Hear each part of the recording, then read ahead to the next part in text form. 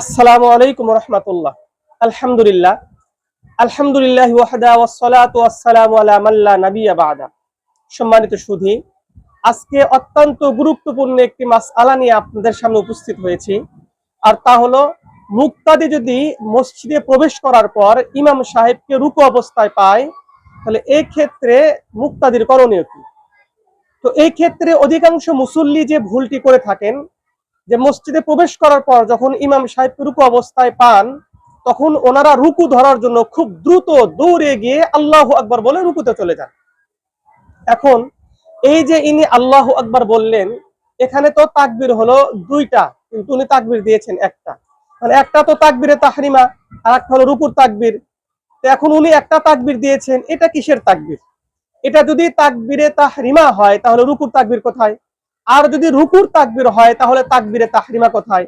অথচ তাকবীরে তাহরিমা এটা তো ফরজ, এটা ছুটে গেলে তো নামাজি হবে না। সুতরাং হাজিরিন, এই ক্ষেত্রে আমাদের করণীয় হলো, আমরা তো মসজিদে আগে যাওয়ারই চেষ্টা করব।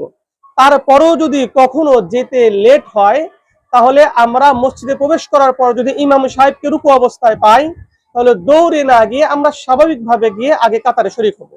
এরপরে আল্লাহু আকবার বলে আমরা হাত ছেড়ে দেব। দ্বিতীয়বার আল্লাহু আকবার বলে আমরা রুকুতে যাব, মাঝখানে একটু স্থির হব।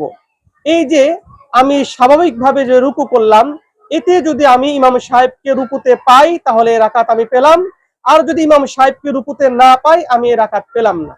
ইমাম সাহেব স্বাভাবিক নিয়মে সালাম ফেরানোর পরে আমি দাঁড়িয়ে আমার ছুটে যাওয়া রাকাতগুলোকে আদায় করব। কিন্তু কখনোই শুধুমাত্র রুকু ধরার জন্য দৌড়ে গিয়ে আমি আমার নামাজকে নষ্ট করব না। আল্লাহ জাল্লা শাআনুহু আমাদের সকলকে এই ধরনের ভুল ভ্রান্তি থেকে হেফাজত করুন। আসসালামু আলাইকুম ওয়া রাহমাতুল্লাহি ওয়া বারাকাতুহু।